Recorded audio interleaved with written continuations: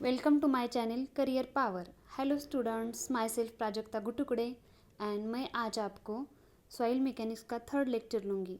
पहले मैंने 2 lecture upload किए हैं। हम आज का लेक्चर पूरे एनर्जी, जोश एंड मोटिवेशन के साथ स्टार्ट करते हैं। आज का मोटिवेशन है, जीत और हार आपकी सोच पर निर्भर करती है। मान लोगे तो हार होगी और ठान लोगे तो जीत होगी। हमने पिछले 2 वीडियो में सॉइल ऑफ ओरिजिन एंड उसके प्रॉपर्टीज़, वाइड रेशो, पोरोसिटी, उसके रिलेशंस और वाटर कंटेंट क्या होती है और जो इम्पोर्टेंट रिलेशंस है उस पर न्यूमेरिकल्स लिए हैं। हम आज का थर्ड लेक्चर शुरू कर रहे हैं और उसमें हम determination of properties of soil ये टॉपिक लेने वाले हैं। मतलब जो प्रॉपर्टीज ऑफ सॉइल है, जैसे वाटर कंटेंट, स्पेसिफिक ग्रेविटी, उसको हम कैसे डिटरमाइन करते हैं फील्ड पर हो या लैबोरेटरी में, वो हम आज देखने वाले हैं। First point, determination of water content. Following are methods of water content determination methods. First is oven drying method. हम जो वाटर कंटेंट है वो ओवन ड्राइंग मेथड से डिटरमाइन कर सकते हैं। कैसे? हमने सॉइल का सैंपल लिया और वो ओवन में 105 डिग्री टू 110 डिग्री सेल्सियस पर रखा फॉर 24 आवर्स और W is equal to M2 minus M1 divided by M3 minus M1 into 100। इस फार्मूले से हम जो वाटर कंटेंट है वो फाइंड कर सकते हैं। M1 is equal to mass of container with lid. मतलब हम क्या करेंगे कि पहले सिंपल कंटेनर लेंगे और उसके बाद उसमें वेट सॉइल डालेंगे, तो उसको हम M2 कहेंगे, और M3 mass of container with lead and dry soil.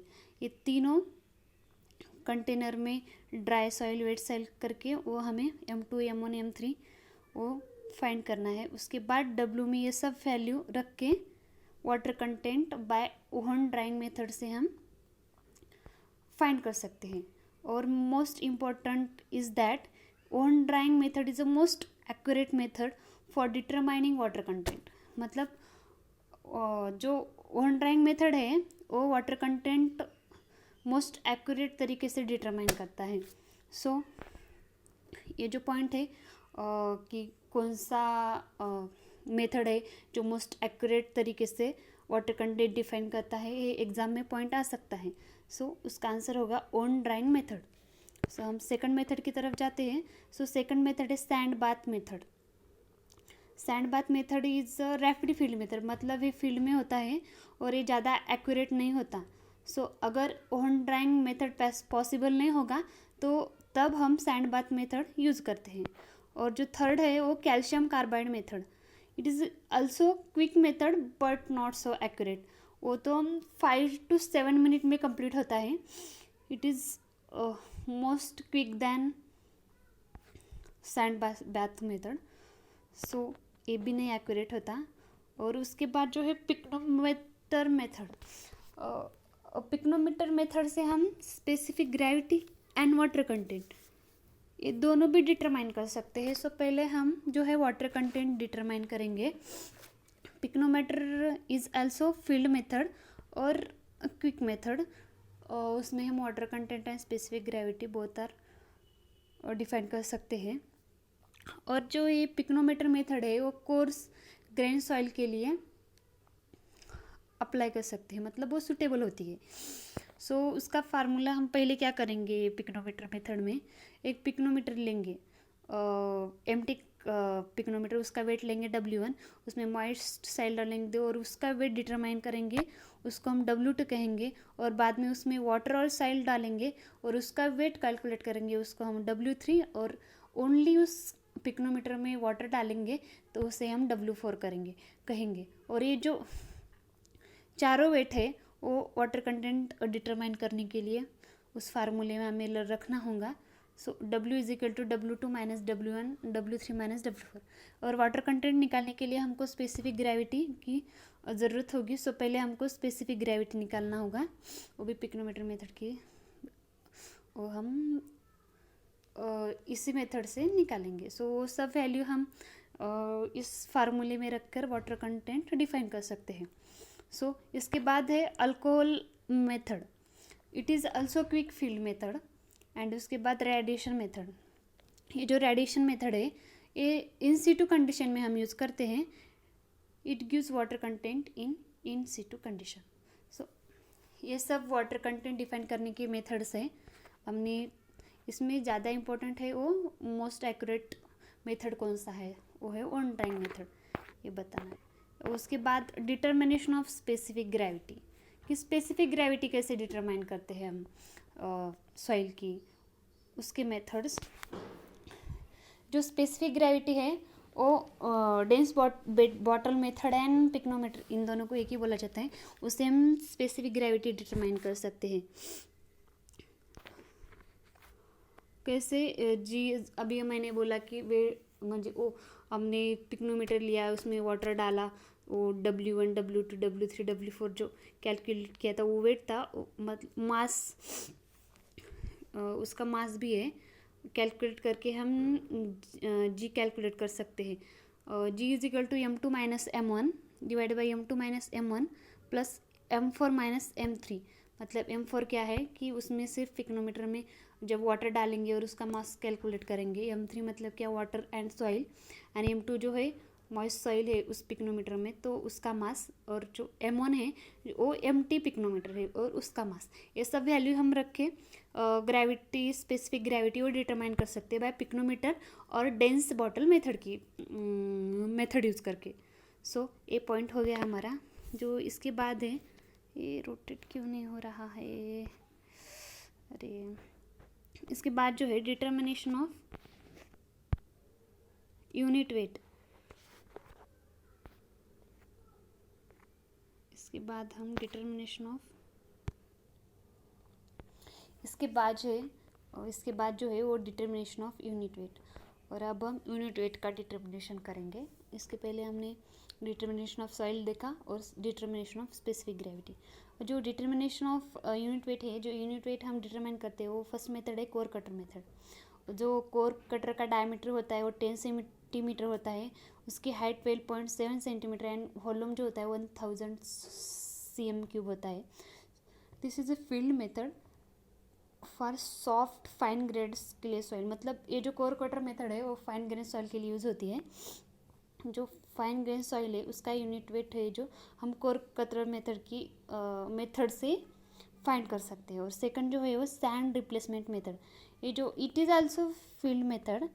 And जो सैंड रिप्लेसमेंट मेथड है वो gravel and Sandy dry soil के लिए सैंड का जो यूनिट वेट है वो फाइंड करने के लिए हम सैंड रिप्लेसमेंट मेथड यूज़ करते हैं. थर्ड जो है वाटर डिस्प्लेसमेंट मेथड. ये सूटेबल होती है कोहेसिव सॉइल के लिए. इसमें पैराफिन वैक्सेस यूज करते हैं वाटर डिस्प्लेसमेंट मेथड में. और ये कोहेसिव सॉइल के लिए, जो कोहेसिव सॉइल का यूनिट वेट है वो वाटर डिस्प्लेसमेंट मेथड से हम डिटरमाइन कर सकते हैं. इसके बाद जो है फोर्थ मेथड वो है रेडिएशन मेथड. ये जो मेथड है वो इन सीटू कंडीशन में यूज़ करते हैं. और radiation method quick and convenient method है. ये जो हम properties water content, unit weight and specific gravity, ये इन सब मेथड से हम डिटरमाइन कर सकते हैं. इसके बाद जो पॉइंट देखेंगे हम वो index properties of soils. Index properties मतलब क्या है कि हम सॉइल का बिहेवियर एंड उसका क्लासिफिकेशन डिटरमाइन करते हैं. उसको हम इंडेक्स प्रॉपर्टीज़ ऑफ सॉइल बोलते हैं. मतलब जो प्रॉपर्टी उसमें हम बिहेवियर एंड क्लासिफिकेशन डिटरमाइन करते हैं उसको हम इंडेक्स प्रॉपर्टीज़ ऑफ सॉइल बोलते हैं. और उसमें जो कोर्स ग्रेन है उसकी इंडेक्स प्रॉपर्टीज़ जो डिपेंड्स होती है वो shape and size, relative density इसमें होती है. और फाइन ग्रेन सॉइल की जो इंडेक्स प्रॉपर्टीज़ डिपेंड होती है वो limit, Atterberg limit and consistency limit में. मतलब जो हम कोर्स ग्रेन सॉइल है उसको कैसे डिफाइन कर सकते हैं, शेप, साइज एंड उसकी रिलेटिव डेंसिटी से. और जो फाइन ग्रेन की है उसका Atterberg limit and consistency limit से हम उसकी इंडेक्स वो क्लासीफाई कर सकते हैं, उसका बिहेवियर बता सकते हैं. यही इंडेक्स प्रॉपर्टीज़ ऑफ सॉइल में बता गया है. जो क्लासिफिकेशन है वो हम सीव एनालिसिस से और सेडिमेंटेशन एनालिसिस से कर सकते हैं। सीव एनालिसिस में दो एनालिसिस है। फर्स्ट है जो कोर्सिव एनालिसिस एंड सेकंड जो है फैंसिव एनालिसिस। जो कोर्सिव एनालिसिस है वो ड्राई एनालिसिस है और वो ग्रेवल्स के लिए यूज होता है। इसमें 4 सीव यूज होते हैं, 80 mm, 20 mm, 10 mm, 4.7 mm, 4.75 mm। वो कोर्सिव एनालिसिस में यूज होते हैं और ये ग्रेवल के लिए यूज होता है। सेकंड जो है फैंसिव एनालिसिस, ये ड्राई और वेट, इसमें दोनों एनालिसिस होते हैं। जो ड्राई एनालिसिस है ये ये यूज होता है सैंड के लिए, और जो पार्टिकल्स लेस देन 75 माइक्रोन है वो वेट एनालिसिस में मतलब उसके लिए वेट एनालिसिस यूज होता है। और फैंसिव एनालिसिस में 7 सीव है, जैसे 2 mm, 1 mm, 600 micron, 425 micron, 212 micron, 150 micron and 75 micron. ये जो है फैंसिव एनालिसिस में ये सब सीव है। अकॉर्डिंग टू मतलब ये जो सीव का साइज़ है उसे कैसे हम डिफाइन करते हैं, मतलब जो स्क्वायर ओपनिंग है उसके साइज से हम बता सकते हैं कि ये 425 माइक्रोन है, ये 20 mm है, मतलब 80 mm है। ये हम उसके स्क्वायर साइज से बता सकते हैं कि। और जो फैंसिव एनालिसिस है वो ड्राई और वेट एनालिसिस दोनों से होता है। इसके बाद जो है ग्रेन साइज डिस्ट्रीब्यूशन कर्व, इसमें साइज बताया है D60, D30 और D10, मतलब जिसका डायमीटर 30, 60 और 10 है। और जो वाई एक्सिस है उसमें परसेंटेज ऑफ फाइनर दिया गया है और एक्स एक्सिस में साइज दिया गया है। और ये बताया है कि D60 इज़ ग्रेटर, उसके बाद D30 और उसके बाद D10। D60 का मतलब क्या है, size of particles 60% particle are finer than this size. 60% जो पार्टिकल है वो फाइनर दैन इस उस साइज से। और D10 है वो इफेक्टिव पार्टिकल साइज है। इसमें एग्जाम में क्वेश्चन पूछा जाता है कि इफेक्टिव पार्टिकल साइज कौन सा है, तो हमें ऑप्शन में D10 है ये बताना है। ये जो है curve well graded, poorly graded, ये डिफाइन करने के लिए कर्व बनाया है। इसमें परसेंटेज ऑफ फाइनर एंड कोर्स, ये फाइन और उसमें 75 माइक्रोन का दिखाया गया है। ये ए की लाइन है, बी की, सी एंड डी।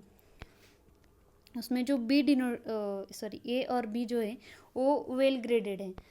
वेल ग्रेडेड मतलब क्या, उसमें ऑल साइज आर डिफाइन, मतलब उसमें सब साइज लिए गए हैं, उसका रिप्रेजेंटेशन है वो सही तरीके से दिखता है। और जो पुअरली और यूनिफॉर्मली ग्रेडेड है उसमें कुछ जो साइज है कि वो प्रेजेंट नहीं है, वो एब्सेंट है। और कुछ साइज है कि वो एक से ज़्यादा टाइम्स लिए गए हैं, मतलब सेम साइज बार बार यूज़ किए गए हैं, उसको हम पुअरली और यूनिफॉर्मली ग्रेडेड बोलते हैं। और जी है जो गैप ग्रेडेड, बहुत ही ज़्यादा गैप है, जैसे 80 लिया उसके बाद डायरेक्ट 4.75 माइक्रोन, मतलब बहुत ज़्यादा गैप है, मतलब एक छोड़ के एक लिया, एक छोड़ के एक लिया, उसे हम गैप ग्रेडेड बोलते हैं। और इसके बाद जो है वो जो soils, boulder, cobble, gravel, sand, silt, उसके क्या क्या साइजेस है इसमें बताया गया है। जो बोल्डर का साइज़ है वो ग्रेटर दैन 300 mm जो होता है पार्टिकल, उसे हम बोल्डर बोलते हैं।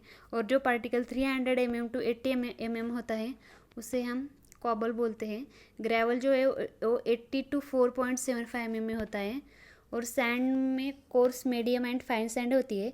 कोर्स सैंड जो है वो 2 to 4.75 mm में रहती है। मीडियम सैंड जो है आपको पता होगी कि वो 0.425 to 2 mm में होती है। और जो फाइन है वो 0.075 to 0.425 में होती है। और इसके बाद सिल्ट है वो 0.002 to 0.075 mm में। और क्ले और 0.002 के जो कम होगी उसे हम क्ले बोलते हैं। इसके बाद जो है तो कोलाइड ओ, मतलब एग्जाम में ऐसे पूछा जाता है ये सीक्वेंस कि बोल्डर हो, बोल्डर बताया जाता है वो, फिर बोल्डर का ज़्यादा है साइज, उसके बाद कॉबल का, उसके बाद ग्रेवल का, सैंड का, फिर सिल्ट का, क्ले का और कोलाइड्स, ये ऐसा सीक्वेंस आता है एग्ज़ाम में। मैं आपको एक सेकंड वो बताती हूँ, रुकिए कैसे रहता है वो।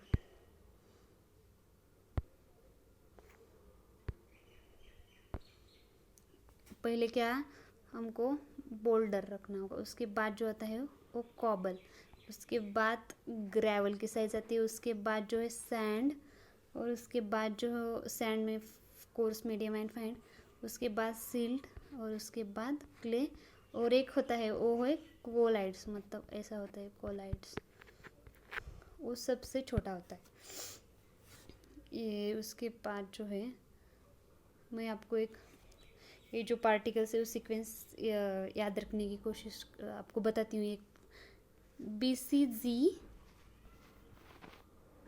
SSC, इस सीक्वेंस से आप याद रख सकते हैं कि BCG SSC मतलब boulder, cobble, gravel, silt, sand, silt, clay, BCG SSC, इस सीक्वेंस से हम बता सकते हैं कि ये इसके बाद ये, इसके बाद ये, और ये एग्ज़ाम में पूछा गया हुआ है। चलो इसके बाद हम सेडिमेंटेशन एनालिसिस होता है, जो सेडिमेंटेशन एनालिसिस है स्टोक्स लॉ पे बेस है, और ये जो यूज़ होता है, जो पार्टिकल साइज है वो 75 माइक्रोन से फाइनर है, उसके लिए ये सेडिमेंटेशन एनालिसिस यूज़ होता है। मतलब छोटे पार्टिकल साइज के लिए सेडिमेंटेशन एनालिसिस यूज़ होता है, और जो बड़े होते हैं वो SU एनालिसिस से हो जाते हैं। जो सेडिमेंटेशन एनालिसिस ये जो होता है पिपेट, इसमें हम पिपेट और हाइड्रोमीटर मेथड यूज़ करते हैं, और जो स्टोक्स लॉ का फॉर्मूला है Vt is equal to gamma S minus gamma W और 18 म्यू इंटू डी स्क्वेयर। जो Vt टर्मिनल वेलोसिटी है, डी डायमीटर होता है पार्टिकल का, ये गामा डब्ल्यू आपको पता है unit weight of water, gamma S particle का unit weight and micron 80 micron, ये सब हम वैल्यू लग के वहाँ से टर्मिनल वेलोसिटी और या कुछ भी जो डी निकालने का बोला वो हम निकाल सकते हैं। जो h/t is directly proportional to D square, यहाँ इस रिलेशन से हम अगर डी दिया हुआ है तो H2T2 ऐसा निकाल सकते हैं।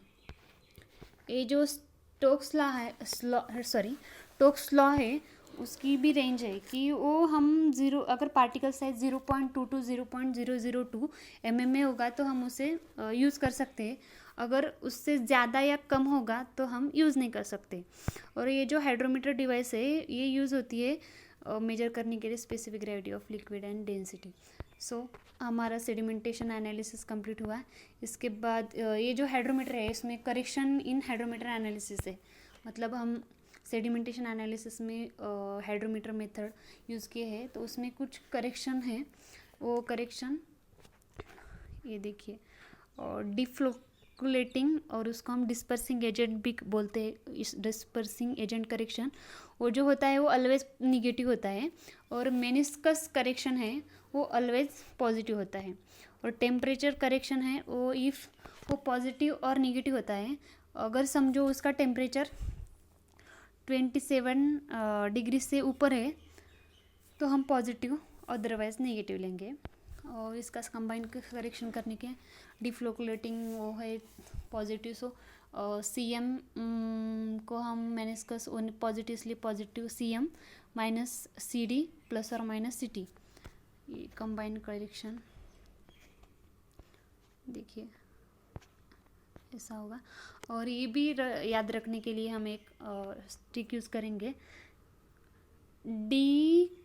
डिफ्लोकुलेटिंग डिस्पर्सिंग एजेंट है वो ऑलवेज नेगेटिव होता है।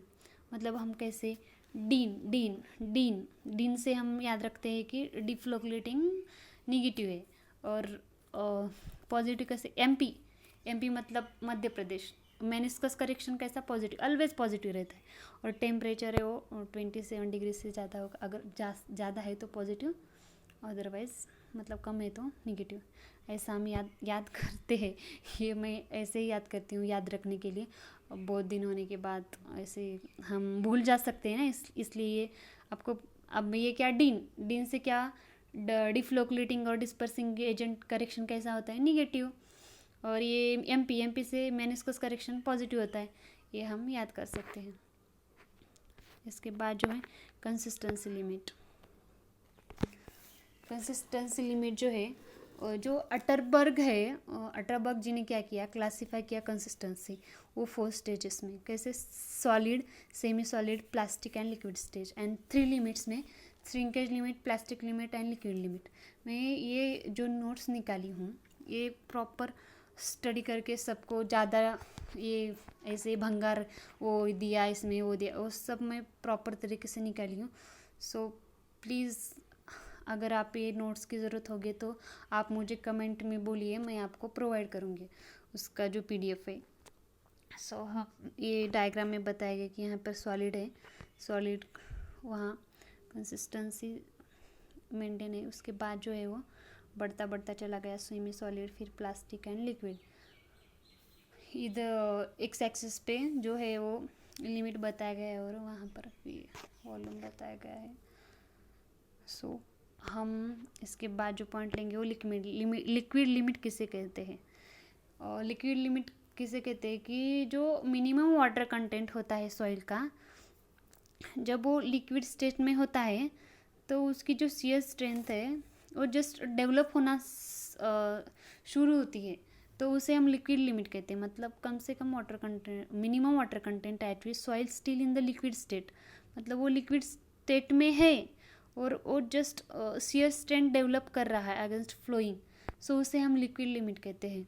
सेकंड है जो प्लास्टिक लिमिट, मतलब water content of soil it rolled into 3 mm diameter thread, उसे हम रोल करने के बाद वो 3 mm का डायमीटर थ्रेड कर सकते हैं, उसे हम प्लास्टिक लिमिट। उसकी जो शेयर स्ट्रेंथ है वो लिक्विड लिमिट से ज़्यादा होती है, मतलब shear strength of plastic limit is more than liquid limit. उसके बाद जो पॉइंट है वो श्रिंकेज लिमिट। श्रिंकेज लिमिट को हम कैसे डिफाइन करते हैं कि maximum water content saturated soil eight which reduction in moisture does not cause decrease in volume. अगर नॉर्मली देखें तो हम अगर मॉइस्चर डिक्रीज़ हुआ तो उसका वॉल्यूम भी डिक्रीज़ होता है, बट श्रिंकेज लिमिट में क्या होता है कि maximum water content of soil, वहाँ पर रिडक्शन ऑफ मॉइस्चर अगर रिडक्शन हुआ मॉइस्चर में तो वहाँ पे वॉल्यूम डिक्रीज़ नहीं होता, तो उसे हम श्रिंकेज लिमिट बोलते हैं। उसमें ये डायरेक्टली एग्ज़ाम में ये डिफिनीशन पूछे जाते हैं और इसके क्या लिक्विड लिमिट, प्लास्टिक लिमिट है ऐसा बताएं। इस पर प्रॉब्लम्स और न्यूमेरिकल्स या डायरेक्टली पूछे जाते हैं, जो है plasticity index, shrinkage index, consistency index. So पहले हम प्लास्टिक इंडेक्स लेंगे। प्लास्टिक इंडेक्स मतलब क्या, प्लास्टिक इंडेक्स जो है वो डिफरेंस होता है liquid limit and plastic limit. हम यहाँ से भी देख सकते हैं कि liquid plastic limit and liquid limit का जो डिफरेंस होता है उसे हम liquid limit and plastic limit का जो डिफरेंस होता है उसे हम प्लास्टिसिटी इंडेक्स बोलते हैं। उसके बाद जो है श्रिंकेज इंडेक्स, जो liquid limit and shrinkage limit का डिफरेंस होता है उसे हम श्रिंकेज इंडेक्स बोलते हैं। कंसिस्टेंसी इंडेक्स जो है वो क्या, जो लिक्विड लिमिट और नेचुरल वाटर कंटेंट है उसका डिफरेंस, और उसको हम प्लास्टिसिटी इंडेक्स से जब डिवाइड करते हैं तो कंसिस्टेंसी इंडेक्स आता है। हम उसको याद कैसे रखेंगे कि कंसिस्टेंसी इंडेक्स जो है उसमें हम liquid limit and plastic limit, liquidity index and consistency index में ये सेम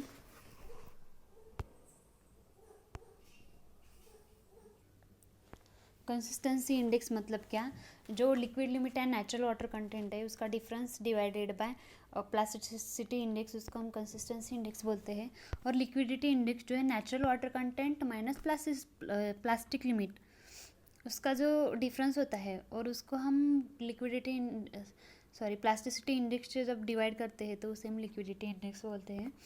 इसके बाद फ्लो इंडेक्स क्या है, यहाँ पर एक चार्ट है कि जो W1 माइनस W2 और N1 log N1 N2 इसमें क्या न्यूमेरिकल्स में आता है W1 एंड W2 के वैल्यू दिए जाते हैं और N2 और N1 के ये वैल्यू पुट करके हम यानी इतना बड़ा प्रॉब्लम नहीं पूछेगा एग्जाम में, ये अगर फार्मूला पूछेगा कि फ्लो इंडेक्स का क्या होता है। इसके बाद जो है टफनेस इंडेक्स को हम plasticity index divided by flow index, इनका जो रेशो होता है उसे हम टफनेस इंडेक्स बोलते हैं। और इसके बाद जो है थैक्सोट्रॉपी मतलब क्या कि जो लॉस होता है स्ट्रेंथ के सॉइल में वो रिगेन हो जाता है, मतलब जो लॉस है वो बढ़ जाता है। It is a regain of loss in strength of soil with passage of time, तो उसे हम थैक्सोट्रॉपी बोलते हैं। ये एक्टिविटी ऑफ क्ले पर भी प्रॉब्लम्स आते हैं एग्जाम में। एक्टिविटी ऑफ क्ले मतलब क्या, एक्टिविटी ऑफ क्ले जो होता है वो plasticity index and percentage clay जो होता percentage of clay particle size होता है जो जिसकी साइज़ 2 माइक्रॉन से कम होती है, उसका जो परसेंटेज होता है, इन दोनों के रेशो को हम एक्टिविटी ऑफ क्ले बोलते हैं। जैसे यहाँ पे बताया गया कि IP divided by percentage of clay size particles.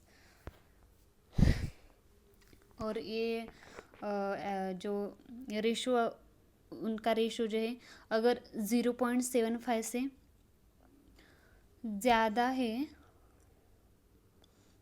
नहीं अगर 0.75 से कम है तो उसे हम इनएक्टिव बोलते हैं, और 0.75 to 1.25 में होगा ये रेशो तो उसे हम नॉर्मल एक्टिव सॉइल बोलते हैं, और 1.25 से ज़्यादा होगा तो एक्टिव। ये नॉर्मली हम ऐसे लिखेंगे कि 75 इंटू 75 मतलब 0.75 से कम होगा तो इनएक्टिव, 0.75 to 1.25 तक होगा तो वो नॉर्मल, एंड ये एक्टिव। ये हम याद करके ये एग्ज़ाम में पूछा जा सकता है कि अगर 1.25 से ज़्यादा होगा तो कैसी होगी वो क्ले, मतलब कैसा होगा क्ले, एक्टिव होगा, इनएक्टिव होगा या नॉर्मल होगा। ये ऐसा MCQ में आ सकता है क्वेश्चन। इसके बाद जो है सेंसिटिविटी पॉइंट जो है, जो कॉम्प्रेसिव स्ट्रेंथ होती है अनडिस्टर्ब सॉइल की और जो डिस्टर्ब सॉइल की कॉम्प्रेसिव स्ट्रेंथ होती है, इन दोनों का रेशो जो होता है उसे हम सेंसिटिविटी ऑफ क्ले बोलते हैं। ये पॉइंट सब है वो प्रॉपर्टीज ऑफ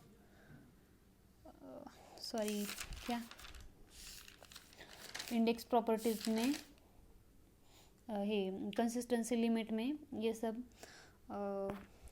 बताए गए हमने अभी, और इन पर न्यूमेरिकल्स हम कर लेंगे। ये एक लास्ट पॉइंट था कि जो प्लास्टिसिटी इंडेक्स है और कितना प्लास्टिसिटी इंडेक्स अगर 0 होगी तो उसको हम नॉन प्लास्टिक बोलते हैं, 7 से कम होगी तो लो प्लास्टिक, एंड 7 to 17 होगा तो मीडियम प्लास्टिक, अगर 17 से ज़्यादा होगा तो उसे हम हाईली प्लास्टिक बोलते हैं। ये भी हमें चार्ट याद रखना होगा, ये भी पूछा जा सकता है एग्ज़ाम में।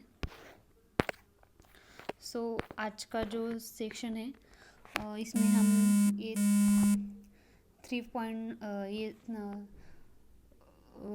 पहला क्या लिया हमने कि डिटर्मिनेशन ऑफ वाटर कंटेंट, और उसके बाद यूनिट वेट डिटरमाइन किया, उसके बाद specific gravity, and specific gravity के बाद इंडेक्स प्रॉपर्टीज़ ली हमने। इंडेक्स प्रॉपर्टीज़ के बाद ग्रेन साइज डिस्ट्रीब्यूशन कर देखा। ग्रेन साइज डिस्ट्रीब्यूशन में हम CV analysis and sedimentation analysis देखा।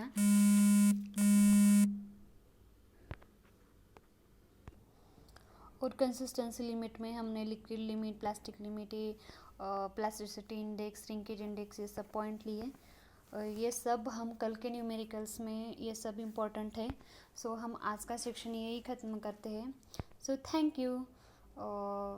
मेरे चैनल को सब्सक्राइब शेयर कीजिए। मेरा जो भी वीडियोज़ आएंगे वो आप तक पहुँचेंगे। प्लीज़ मेरे चैनल को सब्सक्राइब कीजिए।